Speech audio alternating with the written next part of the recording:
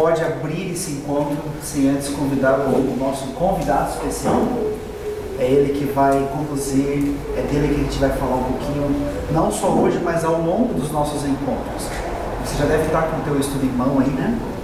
Jesus, o restaurador da vida. E é sobre ele que nós estaremos falando ao longo desses dias.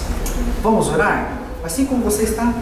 Aí, depois que orar, se você quiser, vai lá, reabastece o seu mantimento aí, fica à vontade, tá bom? A gente está aqui no ambiente, esse aqui não é um ambiente formal, é um ambiente informal, para você se sentir em casa, tá? Se sinta em casa. Você está entre família, você está entre amigos. Feche seus olhos. Senhor nosso Deus, muito obrigado pelo dia de hoje, obrigado pelo dom da vida, obrigado por essa oportunidade de estar aqui novamente. É muito bom retornar os nossos encontros para conhecer mais a Tua Palavra, para nos aprofundarmos no Teu conhecimento, entender melhor o Seu amor e principalmente aquilo que fizeste por nós, o Teu sacrifício, que proporciona a nossa salvação. E ser com o estudo de hoje, que o Senhor use o Teu instrumento, a Tua ferramenta, use o pastor Calixto. Amém. Que o Espírito Santo seja o verdadeiro instrutor nessa noite. Ele seja o nosso professor. Que Ele nos ensine, que Ele toque o nosso coração, abra os nossos olhos, nos dê o entendimento necessário para entender o que vamos estudar. É o que pedimos por Cristo Jesus. Amém. Amém. Queridos, deixa eu aproveitar, fazer um gancho. Queria apresentar o nosso instrutor hoje, pastor e doutor José Calixto. E eu sei que você nem sempre gosta que apresenta dessa forma, o pastor é muito sucinto e humilde, mas para mim é uma alegria e um orgulho poder apresentá-lo assim. Ele foi meu professor no seminário, no SALT. Tive o privilégio de ter aulas diretamente aos pés do Gamaliel. E foi um período assim de grande aprendizagem. E olha, quem diria, né? Os anos passam e quando eu soube que você estaria conosco, meu coração se encheu de alegria. Que Deus te use, pastor, e que realmente mais uma vez você seja o instrumento dele nessa noite. Amém. Obrigado pelas palavras, pastor Irineu. Na verdade ele é gente boa, viu? Vocês viram como é gente boa, foi muito assim generoso para comigo. De qualquer forma eu posso dizer também da minha alegria de estar com vocês. Agradeço aí ao convite para que nós pudéssemos partilhar juntos a palavra de Deus. Uma pessoa disse algo que nunca esqueci: Bíblia fechada é um livro. Vocês conhecem muito bem essa frase, né? Bíblia aberta é Jesus falando. E nós não precisamos disso? Ouvir Jesus falando no nosso coração a cada dia, a cada momento? Não é esta a maior necessidade do mundo atual? Conversando com o irmão Flores há pouco, ele disse: precisamos correr para aprender mais, ensinar mais a palavra de Deus, porque Jesus está voltando. Eu creio nisso. E você? Tá ou não está? O mundo não está esquisito? Não está estranho? O mundo está indicando que não vai muito longe. Nós temos que andar com o dono do mundo, porque com ele nós vamos bem. Nós vamos bem. Eu queria, na verdade, ter mais tempo assim. Ter mais tempo, eu digo, nós podemos ter mais tempo para conversar, ouvir vocês falando, apresentando. Seria muito interessante. Mas eu queria destacar o tópico que eu vou apresentar hoje. Ele faz muito bem para mim. Eu espero que faça para você também. E nós já vamos direto na Bíblia. Vamos aqui para o livro de Efésios, capítulo 6, verso 11. Revestivos, vamos lá juntos? Revestivos de toda a armadura de Deus, para poderes ficar firmes contra as ciladas do diabo. Olha o que está falando o texto. Vamos entender o texto? O que está falando aqui? Para nós revestirmos de toda a armadura de Deus, para ficarmos firmes contra as ciladas de quem? Há um ser, que se chama o diabo, Satanás, etc., que é muito experiente e perigoso. Ele vem, Jesus falou dele, falou que ele venha para matar e para destruir, mas Jesus veio para dar vida e vida em abundância. Então esse inimigo é astuto e perigoso. Vocês concordam comigo? Estamos juntos? Sim. Astuto e perigoso. E aqui está dizendo o texto que nós precisamos revestir da armadura de Deus. Que é um revestimento? Cadê os construtores aí, né? revestimento é simples, né? A pessoa reveste uma parede, tudo mais. Agora, aqui está falando do revestimento do coração, da nossa vida, nós estarmos revestidos. E que armaduras são estas? Essas armaduras de Deus, que armaduras são estas? Aqui o próprio texto fala, né? No verso 14 agora. Vamos juntos? Verso 14, está pertinho aí, né? Já acharam então? Vamos mais? Então vamos lá. Estai, pois, firmes, cingindo-vos com a verdade e vestindo-vos da couraça da justiça. Então o texto menciona aqui, no verso anterior falou que era para revestirmos, certo? Estão comigo? Sim. Aqui já está falando para cingir. Cingir, olha o texto, cingindo-vos com a verdade. A primeira armadura que põe aqui se chama verdade. Vocês concordam? Tá bem, o que é cingir? Cingir, tem costureiras aí que fazem cinge um tecido, onde está um pouquinho rasgado, faz um remendo e fica mais às vezes resistente do que a outra parte. E nós então temos que cingir a nossa vida com a verdade. Verdade? Verdade? Aqui está falando que é verdade. Mas o que é verdade? Hoje, muitos falam que a verdade é relativa. Será que não existe verdade? Verdade é relativa, cada um tem a sua, cada um sabe. Verdade é que você pensa ser e está tudo bem? Olha, na Bíblia, vamos para São João, capítulo 18, 38. Vamos lá? Vamos ler juntos? Olha só, um dia Pilatos chegou para Jesus e fez uma pergunta. Que pergunta ele fez? Perguntou-lhe Pilatos, que é a... Essa foi a pergunta de Pilatos. O que é a verdade? Ocorre uma coisa, que ao Pilatos perguntar para Jesus, no verso seguinte fala assim: e tendo dito isto, foi conversar com os judeus, retirou-se e foi estar com os judeus. Ou seja, nem esperou Jesus dar a resposta do que é a verdade e ele já caiu fora, porque a verdade bateu e não entrou no coração dele. E é assim que acontece em muitos casos, é ou não é? A verdade, alguns quer saber, quem é a verdade, mas não quer viver e corre dela, corre da verdade. E aqui Pilatos fez isso. O problema é que quem corre da verdade, uma hora vai deparar com ela. E mais tarde, 3 anos depois, Pilatos tirou a própria vida. Não tem jeito. O autor da verdade precisa estar no nosso coração, que é Jesus. Nós vamos ver que isso aqui é mais à frente. Tá bom? Agora nós já vimos aqui, então, que precisamos cingir, porque tem um diabo que está tentando e ele não escolhe ninguém, vai no hospital, mexe com doente, mexe com criança, mexe com adulto, não escolhe idade, ele tenta acabar com tudo. O papel dele é destruir, conforme Jesus falou. Então nós precisamos estar cingidos com a verdade, descobrir a verdade e vivê-la no nosso coração. Isso é o que Jesus espera. Você concorda? É certo ou não é certo? Então aqui nós vemos esse ponto. Agora, vamos aqui para um outro detalhe. Eu vou sair um pouquinho desse caminho, mas eu volto, tá? Só para fazer aqui uma pontezinha nesse item. Como dizia, né, pastor Eugênio? Abriu a janelinha. Na sala de aula eu gostava de abrir janelas assim. E vamos abrir uma janela aqui. Quem pode ser batizado? São Marcos capítulo 16. Depois vocês vão entender por que eu estou falando isso, tá bom? Vamos de novo, vamos começar de novo. Quem crer e for batizado será salvo. Quem, porém, não crer será condenado. Então, a porta da salvação está aqui. Encontrou a porta da salvação? Você quer ser salvo? Quem crer e for batizado. Então o batismo é a porta. Você está vendo?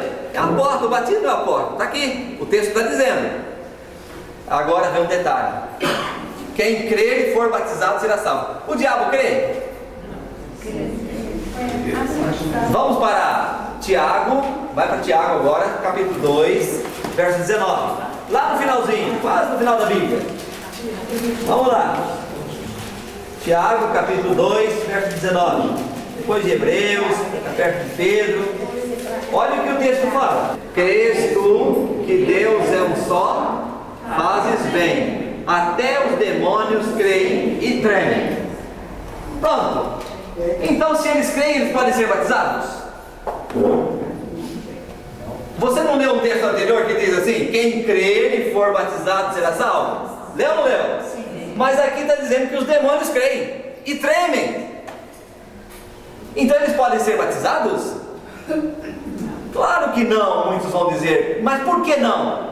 Vamos achar na Bíblia por que não? Vamos? João, é o João Grande, tá? João Evangelista, é o livro de João dos Evangelhos, capítulo 8, verso 44. Por que eles não podem ser batizados? Essa é a pergunta. E agora vamos para a resposta. Fechou? Já veio, beleza? Vamos juntos?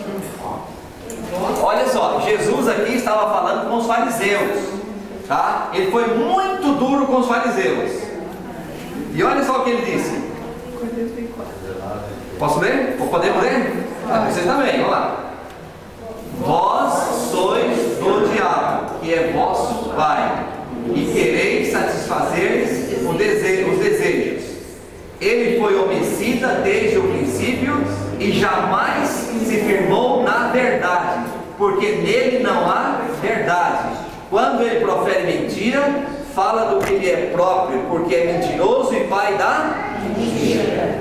Aqui está o ponto. Por que o diabo não pode ser batizado e nem os demônios? Vocês conhecem, vai ter um estudo só falando sobre de onde eles vieram. Eles eram seres perfeitos do céu, preferiram abandonar o caminho de Deus, abandonou a verdade e se tornaram verdadeiros mentirosos. Se você conhece um mentiroso, é filho dele, porque ele é o pai, ele mente mais ainda. Então, aqui está o ponto. Satanás não pode ser batizado. Inclusive, eu vou abrir aqui uma janelinha. Há uma autora norte-americana muito conhecida, se chama Ellen White, e ela disse, falando desse assunto, ela disse que quando houve guerra no céu, Apocalipse, né, fala lá, Apocalipse 12, fala sobre a guerra no céu. E aí quando houve guerra no céu, batalha, Satanás foi expulso do céu com os demônios. E quando ele foi expulso, em um momento ele queria voltar para a posição que ele tinha anteriormente. E então um anjo intermediou uma entrevista, e na entrevista o diabo focou e fez a seguinte afirmação: deixe que eu volte para o lugar onde eu estava e nunca mais eu vou me rebelar.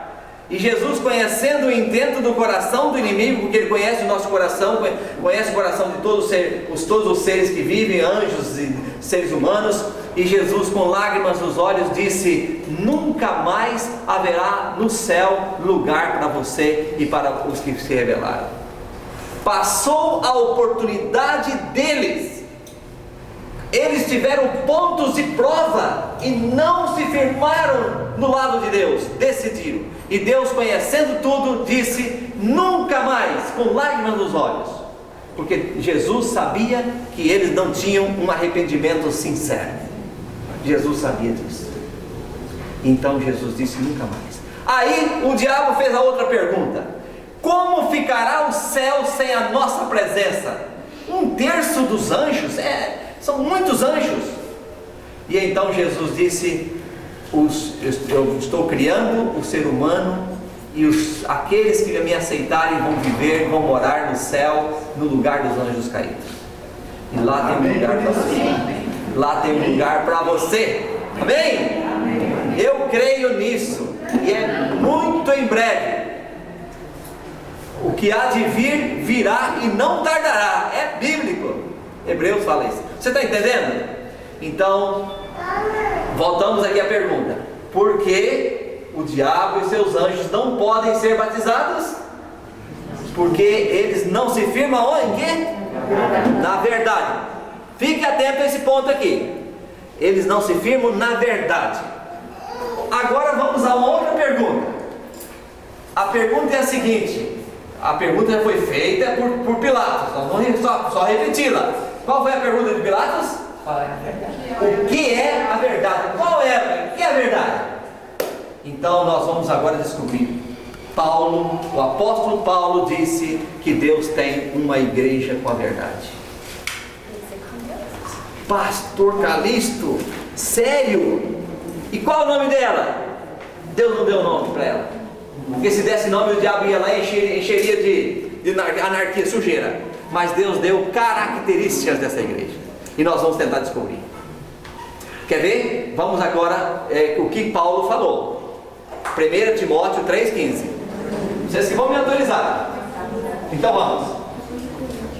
Para que, se eu tardar, fique ciente de como se deve proceder na casa de Deus, que é a igreja do Deus vivo, coluna e baluarte da verdade. Perfeitamente. O que Paulo falou aqui? Ó, gente, para que vocês fiquem cientes, e para que, se eu tardar, vocês agora devem saber como proceder na casa de Deus, que é a igreja do Deus vivo, coluna e baluarte da verdade. Esta é a igreja. Agora eu tenho que ir atrás dela. Eu não tenho. Eu tenho, porque é a igreja do Deus vivo, que é coluna e baluarte da verdade. O meu pai, um dia, se deparou com essa situação. Ele quis saber da verdade. E um líder religioso mostrou, irmão Flores, para ele, sabia? Um líder religioso mostrou o caminho direitinho. Daqui a pouco eu até posso acrescentar um detalhe. Mas aqui, Paulo então declarou: a igreja do Deus vivo, que é a coluna e baluarte da verdade. Pastor Irineu, vamos trabalhar um pouquinho? Você está aí, tranquilo, uma filhinha, isso é muito bom, mas eu vou convidar você agora para me ajudar. Vamos aqui. Vamos colocar então, vamos construir aqui, vamos fazer uma construção agora. E vamos começar então com a base aqui. Você pode fazer aí então uma viga aí. E coloca 1 Timóteo 3,15 como fundamento. Tá bom? 1 Timóteo 3,15. Pode passar mais um risco aqui e fazer então, colocar o texto que nós já lemos. Para que, se eu tardar, fique sabendo como deve proceder na igreja de Deus, que é a coluna e baluarte da verdade. Então nós vamos aqui. O texto que nós lemos está aqui na base. 1 Timóteo 3,15. Pode pôr no meio, se você quiser, fica à vontade. Agora vamos então atrás dessas colunas. Eu tenho que achar a igreja, a coluna. Onde estão as colunas? Quais são? Primeira coluna, Jeremias 10,10. Pode abrir, é o Antigo Testamento. A igreja tem que ter a coluna e baluarte da verdade. Então ela tem uma estrutura. Aí você vai ver essa estrutura e o primeiro texto agora, a primeira coluna, Jeremias 10,10. Vamos lá? Vamos juntos. Mas o Senhor é verdadeiramente Deus. Ele é o Deus vivo e o Rei eterno. Do seu furor treme a terra e as nações não podem suportar a sua indignação. Então o que esse texto me falou? Que Deus é um Deus verdadeiro, vivo e verdadeiro. Então você vai falar: olha, Calixto, vai para um caminho que tenha Deus como Deus verdadeiro, aceite a Deus como Deus verdadeiro. Eu preciso de que esta igreja tenha essa coluna, sim ou não? O profeta Elias falou que tão certo como vive, não vamos achar esse texto não, mas está em 1 Reis 17:17. Tão certo como vive o Senhor Deus, perante cuja face estou. Meus irmãos, meus amigos, nesse tempo do fim, o mundo precisa ver que Deus está com você e você está com Ele. O resto é brincadeira, o resto é detalhe. Você concorda? Nós precisamos disto, dessa segurança. Tão certo, Elias tinha essa segurança. Elias tinha ou não tinha? Ele chegou a dizer: tão certo como vive o Senhor Deus, perante cuja face estou. Ele andava sempre na face de Deus. Irmãos, amigos, nós precisamos nesse tempo do fim é disso. O resto é detalhe. Saber que nós temos um Deus e nós temos respeito, reverência e temor para com Ele. Eu temo esse Deus. Muitos às vezes estão brincando. Deus é aquele amigão. Deus é um amigão. Deus é um Deus de amor. Deus é um Deus de amor, é verdade. Mas Ele é um Deus justo. Ele é um Deus justo. Ele quer filhos comprometidos com Ele. Você concorda? Ele quer, eu falo isso, estou falando para você, mas estou falando para mim, mais do que tudo. Meu Deus, é isso que o Senhor quer. E Elias tinha esta dimensão, ele entendia. E o profeta Jeremias também falou aqui dessa forma, como eu já mencionei: mas o Senhor é verdadeiramente Deus. Nós precisamos disso e passar isso para o mundo. Vocês concordam? Primeira coluna, Jeremias 10:10. Então, Deus é o Deus verdadeiro. Alguns têm adorado por aí afora, pelo mundo afora. Nós vamos encontrar adoradores de outras coisas. Adoram pedras, pau, madeira, outros ídolos e tal. Não vou citar nomes, mas tem muitos ídolos por aí afora. Faz uma carrada. É uma carrada. No tempo de Cristo tinha também, né? O apóstolo São Paulo, por exemplo, né? Ao Deus desconhecido, ele falou: por quê? Lá em Roma tinha o panteão romano. Por que o panteão era o panteão romano? Porque cada um tinha um Deus. Mas tinha gente que não cabia Deus para todo mundo, e tinha lá Deus desconhecido. Paulo, por exemplo, ele falou assim: eu adoro Deus desconhecido. Desconhecido para eles, mas para Paulo não era desconhecido. Então tem muitos adoradores de diversas coisas no mundo, mas nós precisamos ter o quê? Deus verdadeiro. A igreja que eu preciso estar tem que ter Deus como um Deus verdadeiro, com temor e tremor, adorando esse Deus. Fechamos? Para mim, quando eu vou pensando nisso, minha vida vai mudando. E quando você, sabe, que Deus atende você, tudo que você pedir, tudo. Pode ser com sim, com não, espera um pouco, Ele sabe que é melhor. Mas uma coisa é certa: quando você pede para estar mais perto dele, Ele na hora fala: vem embora, vem comigo. É assim ou não é? Ele fala: tá bom, meu filho, você quer crescer espiritualmente, estar mais perto de mim? Eu estou com você. Isto é certo, não tem dúvida. E não adianta, irmão. Pode ser a falta de fé nossa, mas a fidelidade de Deus não falha, não. Deus é 100% perfeito e sempre disponível para atender seus filhos. E agora vamos para a segunda coluna. A segunda coluna aqui, nós vamos para São João 17:17. São João 17:17, podemos? Sim. Vamos lá. Santifica-os na verdade, a tua palavra é a verdade. Eu achei mais uma coluna da verdade, mais uma coluna da Igreja de Deus. Qual é a coluna? Tem o quê? A Bíblia como a verdade. Eu tenho. Então vamos lá então. Qual parte da Bíblia é mais importante para você? Antigo Testamento, Novo Testamento ou as duas? As duas partes? As duas. Há um grupo, como já foi falado na aula anterior, que preza e defende com unhas e dentes. Desculpa a expressão, mas é isso mesmo. Que é só o Novo Testamento que vale. E o Antigo Testamento caducou. Esse grupo tem uma compreensão, não sei se vocês já ouviram falar, de uma teoria chamada teoria dispensacionalista. A partir de 1920, em torno disso, um autor chamado Scofield até fez uma Bíblia, comentário, né? Ele elaborou um comentário da Bíblia e chama-se Bíblia de Scofield. E ele dividiu o mundo, mas ele já pegou essa ideia de outro, mas no mesmo caso.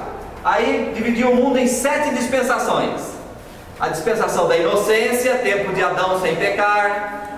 Dispensação da consciência, depois que Adão pecou. Dispensação do governo, no tempo de Noé. Dispensação da promessa, no tempo de Abraão. Dispensação da lei, no tempo de Moisés até Jesus. Dispensação da graça, depois de Jesus, até chegar à dispensação do juízo ou do milênio.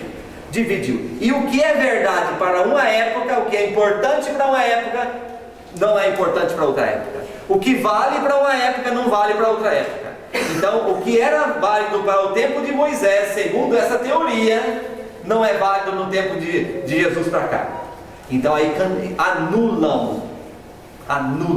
E muitos evangélicos, com todo respeito, estão pegando um barco furado.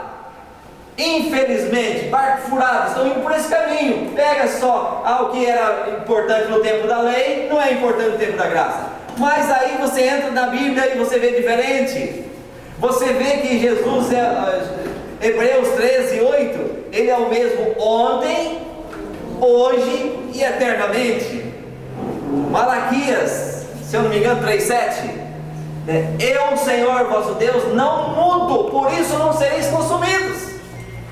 Então Deus não muda, Deus é o mesmo. Então a Bíblia Sagrada, no tempo atual, está sofrendo muitos problemas.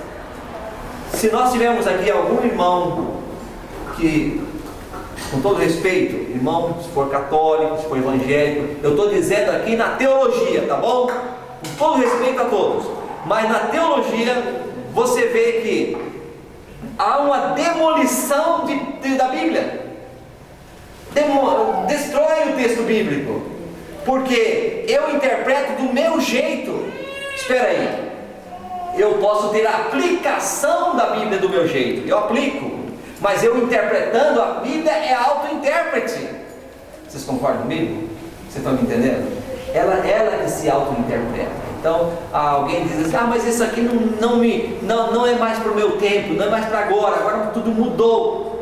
Espera aí, houve muitas mudanças, mas o que a Bíblia fala?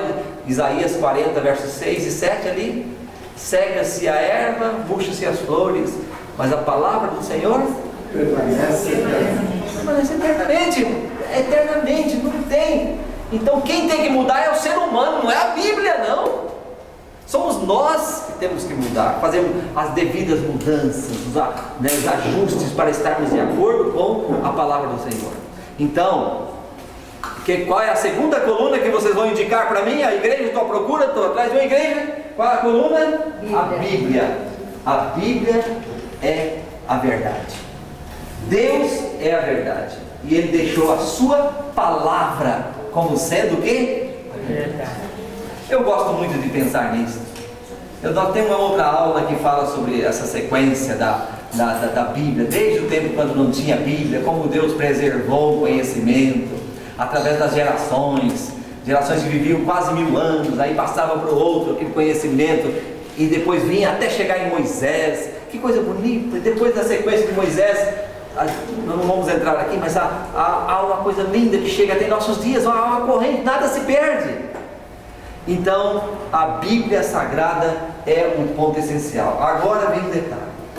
Antigamente, no tempo de, vocês sabem, né, a Revolução Francesa, 1794, se não me engano, na Revolução Francesa foi o tempo ali da razão, na era da razão que se chamava. Vocês conhecem a história aí? E nessa era da razão, eles estavam deixando de lado a fé. A fé estava ficando de lado, e o trabalho foi esse, para tirar a fé, tirar Deus, porque muitas coisas que se ensinavam acerca de Deus vinha de tradição e não da revelação bíblica. Então o que fizeram? Amarraram na cauda de um burro o Antigo Testamento numa parte, e na outra parte amarraram a outra parte, o Novo Testamento. E aí fizeram um desfile grande para dar um adeus à Bíblia. E lá na Praça Central de Paris, tacaram fogo, queimaram milhares e milhares de Bíblias. Queimaram, acabando. Mas aí, 3 anos depois, os príncipes franceses fizeram uma contra-revolução lá e conseguiram trazer a Bíblia de volta. E aí, as sociedades bíblicas foram crescendo em várias partes do mundo, e hoje tem mais Bíblia do que se imagina. A questão toda agora é a seguinte: no passado houve crise por falta de Bíblia para serem lidas. Hoje existem Bíblias demais, mas o problema hoje é que cada um quer se interpretar de um jeito ou de outro, e está sendo um problema sério, porque a Bíblia está sendo toda fragmentada, toda pervertida, desculpa o termo, mas pervertida, né? Fazendo de um jeito, fazendo de outro jeito. Então nós precisamos olhar para esse fato. A Bíblia Sagrada, ela precisa ser lida, e ela tem que ser a sua auto-intérprete, dentro do contexto, porque se tirar do contexto, dá mal. Dá mal ou não dá mal? Alguém pega um contexto de uma coisa aqui, começa a ler e vai para aquele contexto. Então, essa autora que eu citei, Ellen White, ela fala que depende da maneira que nós buscamos a palavra, nós vamos ter um intérprete. Por isso que a igreja ora antes de começar, porque nós queremos um intérprete sendo divino, de Deus, e a própria Bíblia dando respostas para as nossas inquietações, para as nossas dúvidas, e não o eu acho. Eu sempre falava, mais vale uma grama de revelação do que uma tonelada de especulação. É a Bíblia que tem que dar a resposta, tá certo? Então nessa premissa, nessa compreensão, nós vamos avançando. Até aqui, estou trazendo mais dúvida ou está compreendendo? Tem alguma pergunta? Se tiver, pode fazer. Vamos andar mais um pouco então. A próxima coluna, São João capítulo 14, verso 6. Pode achar na sua Bíblia aí, está pertinho aqui, né? Volta só um pouquinho. O que fala aí? Vamos lá, vamos juntos. Respondeu-lhe Jesus: eu sou o caminho e a verdade e a vida. Ninguém vem ao Pai senão por mim. Muito bem. Vamos repetir novamente aí? Respondeu-lhes Jesus: eu sou o caminho, a verdade e a vida. Ninguém vem ao Pai senão por mim. Amém? Agora tem um detalhe. Tem um detalhe aqui. Eu estava conversando com um jovem e ele disse o seguinte: quer saber uma coisa? Eu sigo o caminho. Jesus é o caminho, eu sigo o caminho. Eu falei, legal. Você segue o caminho? E a verdade? Você segue? Não, verdade você não, só siga o caminho. Legal, né? Você segue o caminho sem verdade.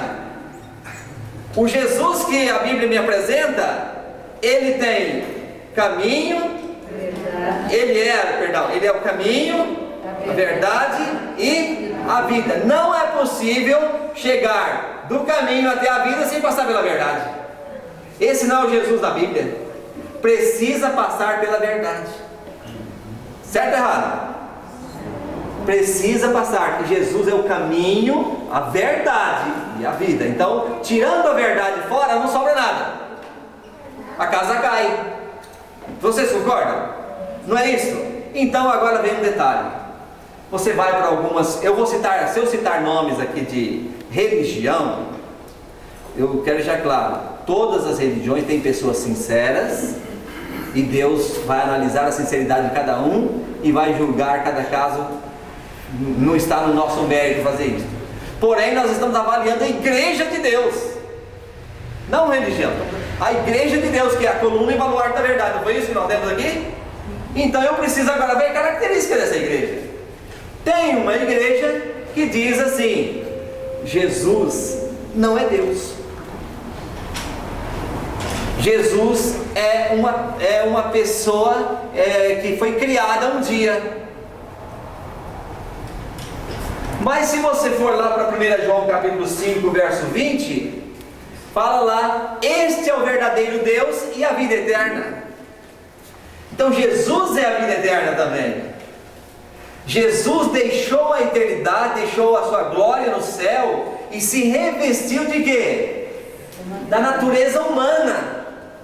É igual aquela história de um menino, é uma lenda, tá? Vou contar uma lenda rapidinho.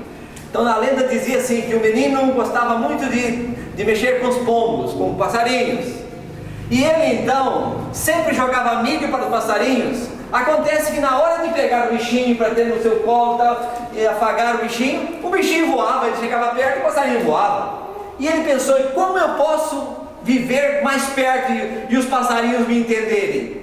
Como eu posso conseguir isso? Eu vou me tornar um passarinho. É lenda. Então diz a lenda que é lenda.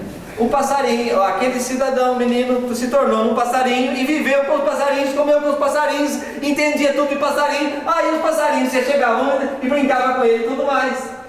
O que Jesus fez? Se eu vier como Deus, o ser humano não vai me alcançar.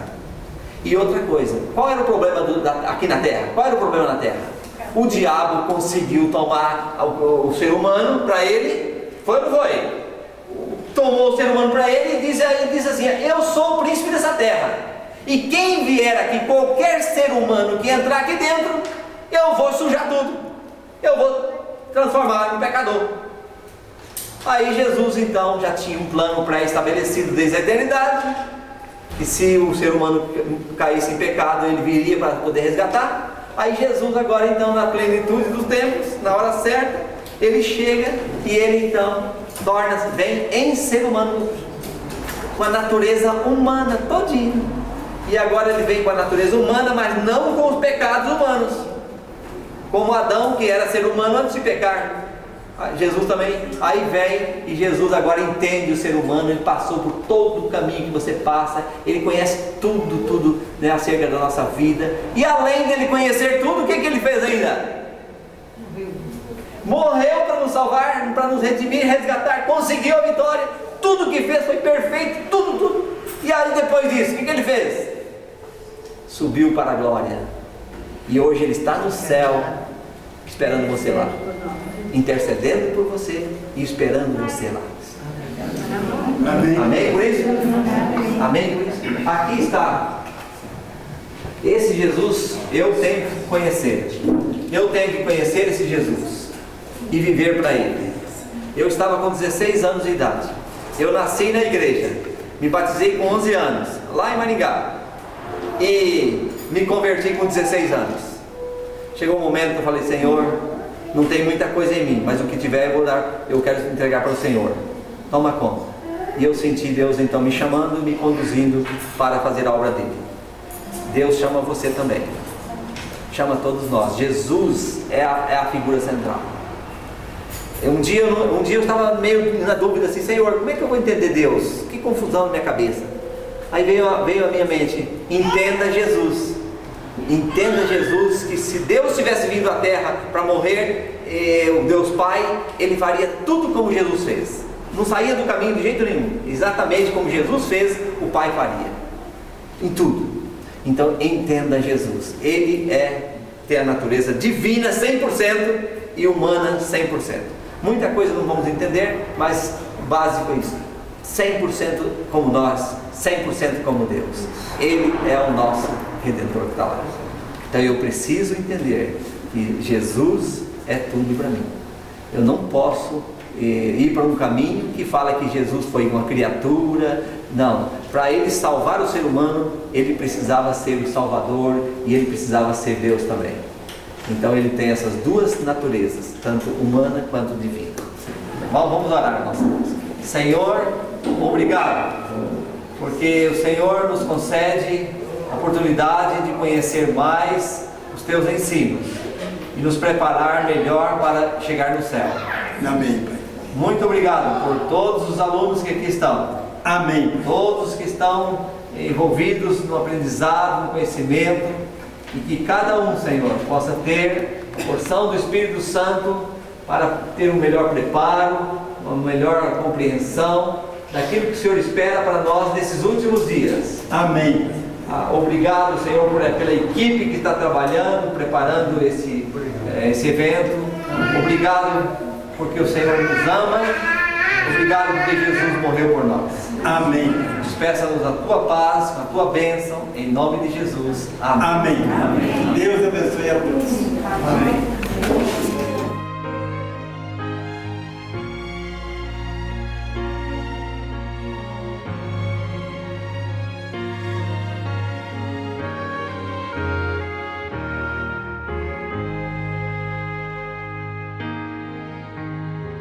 Senhor